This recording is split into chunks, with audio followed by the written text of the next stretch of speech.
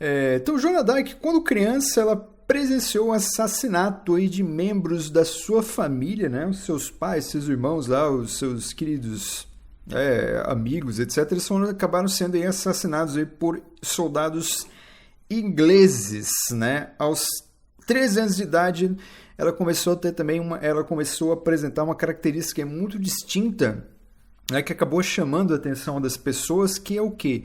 Que aos 13 anos de idade, Joana d'Arc, ela afirmava, né, que o Deus falava com ela. Então ela tinha essa ideia de que Deus aparecia através de mensageiros, né?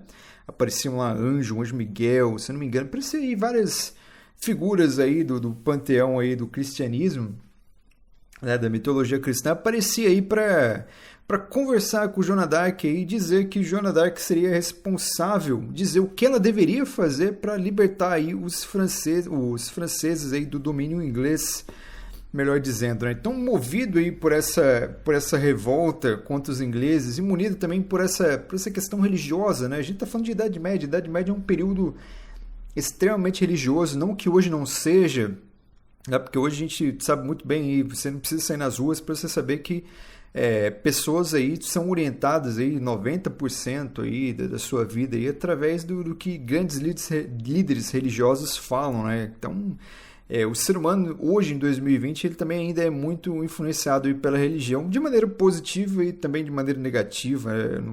Esse vídeo aqui não cabe julgar no momento. Então, o que Joana d'Arc fez? Ela cortou o seu cabelo curto, né? Ela tentou se encaixar aí nos padrões militares franceses, em que o exército aceitava somente aí, a entrada de homens, né? Lembrando que o papel do serviço militar ele era reservado aos homens, né? Então as mulheres elas ficavam à margem disso.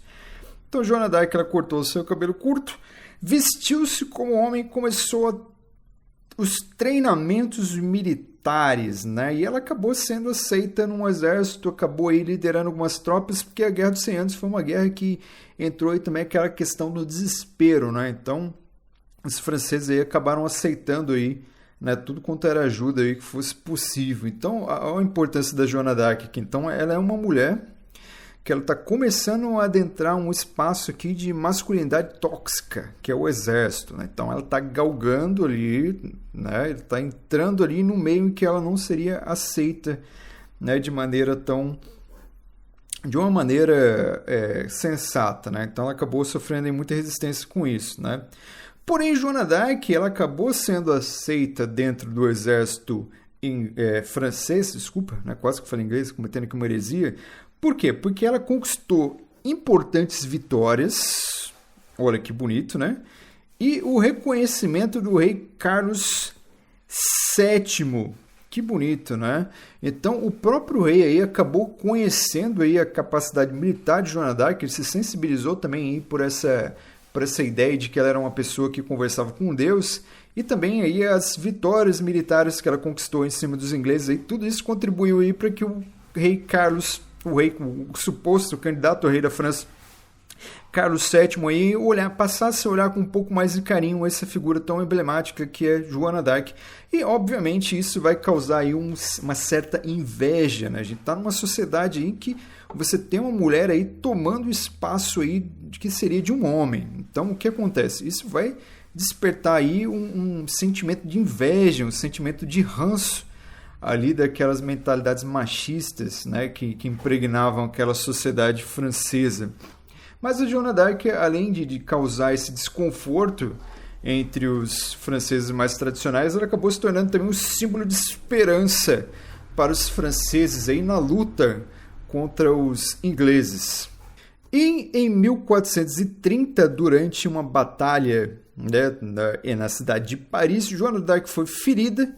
E quando ela foi ferida, isso se tornou um pretexto. Aí, vamos chamá-los de golpistas, né? Esses generais franceses aí que acabaram aí, que já tinham essa rivalidade nutrida pela Joana d'Arc, acabaram fazendo o quê? Aproveitaram que ela estava ferida e acabaram prendendo ela e vendendo para os ingleses, né? E entre os ingleses ela foi acusada de praticar feitiçaria, né? E em feitiçaria, assim, ela foi julgada como feiticeira, como bruxa, pelo fato dela falar com Deus, né? Então os ingleses aí acabaram... Na verdade, os ingleses queriam matar ela e precisavam só de uma desculpa. E a desculpa que encontravam nessa época aí foi que, pô, ela é uma bruxa, ela está cometendo uma heresia, então vamos matá-la porque ninguém pode falar com Deus, né?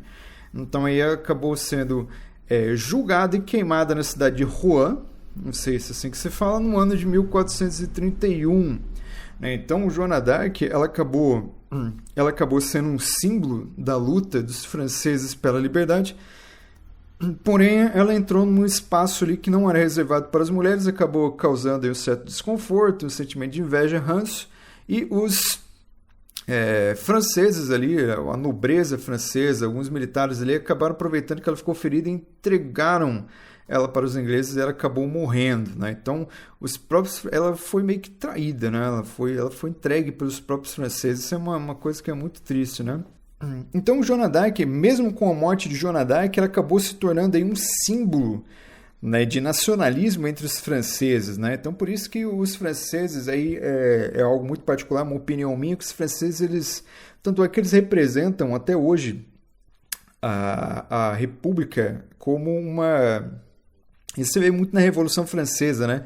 Com a mulher, né? Então, isso vem, de fato, aí, desde a época de Joana d'Arc. Aí. Por quê? Porque os franceses, eles meio que...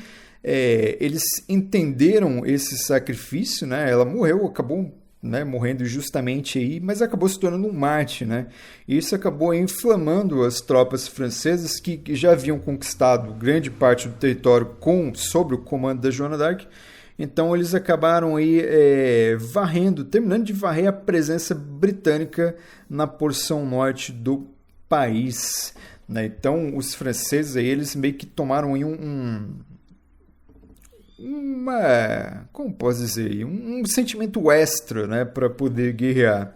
Em 1453 foi assinado aí um tratado que pôs fim à Guerra dos 100 Anos, estabelecendo aí as fronteiras como eram antes da guerra. Perfeito, né? Então, a gente pode entender aqui que a guerra, né, principalmente a figura da Joana d'Arc, né, a Guerra de 100 Anos, ela serviu muito para consolidar esse sentimento aí que vai surgir de nacionalismo francês, mas mais do que a Guerra de 100 Anos, a figura da Joana d'Arc foi importante para essa construção aí da identidade francesa. Perfeito? Olha que lindo, certo? Então, trazendo para os dias de hoje, né? Então, a sociedade, lógico que a sociedade do século XIV e XV, né, ela mudou muito, né? A gente ainda continua vivendo em uma sociedade machista em que as mulheres têm dificuldades de ocupar certos espaços aí que são espaços aí meio que quase que exclusivos por homens, né? Então, acho que hoje, em 2020, é difícil você olhar para a sociedade, principalmente a sociedade brasileira, que é o nosso caso aqui, e não enxergar que ela é uma sociedade extremamente machista e tóxica, né? Então, a gente falou da figura da Joana d'Arc, só que essa luta ela continua até os dias de hoje, né? Então, uma mulher, para ganhar espaço na sociedade de hoje, ela tem que travar um percurso aí muitas vezes maior do que um homem precisa, né? Uma mulher precisa se esforçar mais para atingir certos patamares que o homem consegue atingir com uma facilidade muito maior, né? Isso é estatística, não sou eu que estou falando, não é achismo, isso é um fato comprovado, né? Lembrando que a gente vive numa sociedade misógina. Voltando aqui, então, por viver numa sociedade misógina, a gente tem que entender que o feminismo aí, né? A gente falou aqui de uma figura da Joana d'Arc, a gente falou de uma figura de empoderamento feminino, e hoje, né? Hoje você tem um movimento feminista aí ganhando as ruas, aí ganhando proporção, e tem que ganhar mesmo, porque em uma sociedade misógina, né? O movimento feminismo, ele não é uma frescura, ele não é igual as pessoas tentam deturpar por aí, né? Então, o movimento feminista ele não é frescura, ele é uma luta por igualdade. Então, se ele é uma luta por igualdade, ele é um ato revolucionário, né? Então, a gente pode entender o feminismo hoje como um ato revolucionário, sendo que o feminismo hoje ele é estabelecido como um movimento social, porém, né, as mulheres já vêm lutando aí por espaço aí desde desde séculos, períodos históricos atrás, né? E para saber mais sobre o feminismo, procure se informar, né? Antes porque a internet ela é um espaço aí que ela abre, né? Um leque aí de informação, aí, só que muitas dessas informações aí são equivocadas, carregadas de preconceitos e por aí vai, né? Então, procure se informar aí antes de falar alguma coisa a respeito do feminismo, né? Se possível não, né, cara? Eu recomendo para você que se você quiser entender mais sobre feminismo, você não vai aprender sobre feminismo conversando com um homem, tá? Então, eu aconselho que você converse com mulheres, não tenha medo das mulheres, converse com uma mulher que atua no movimento feminista, que fale que é feminista, para você entender melhor aí. Por quê? Porque eu posso sentar aqui com você, né, fazer um vídeo e falar aí sobre o conceito de feminismo, né, mas eu jamais vou conseguir explicar com propriedade o que é feminismo, até porque eu sou um homem. Eu nunca sofri, né, o que uma mulher sofre para atingir o mesmo patamar que eu consegui atingir nessa sociedade, né? Então, eu posso conceituar para você, eu posso falar que é o feminismo, mas para você entender o que é feminismo, é importante que você converse aí com a mulher aí atuante, né, no movimento social, movimento da área. E outra coisa, o movimento feminista, ele é feminino, então os protagonistas têm que ser as mulheres, né? Então não é um homem que tem que roubar o protagonismo do feminismo. É lógico que os homens também podem fazer aí naturalmente parte do debate aí, né? Só que o protagonismo tem que ser feminino, né? Deixar uma coisa muito bem clara aqui. Então, não tenha medo das mulheres, converse com as mulheres sobre feminino, mas quando for conversar com as mulheres, livre-se de todo o seu preconceito, de todas aquelas suas ideias, vá para escutar, né? Senão não vai adiantar nada.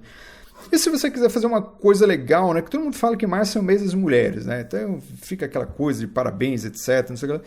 Então você não precisa dar parabéns, você não precisa fazer, né, dar flores, você não precisa fazer nada. A única coisa que você precisa fazer é não ser um babaca, não ser um macho escroto. Você já está fazendo aí a sua parte aí, né, respeitando aí as lutas sociais, né? Dentre elas o feminismo, certo? Então é isso, né? Vimos aqui nesse vídeo, nesse podcast, né, que eu pretendo lançar também sobre a forma de podcast, que essa, não vou dizer uma aula, né? Esse bate-papo aqui, né? Perfeito.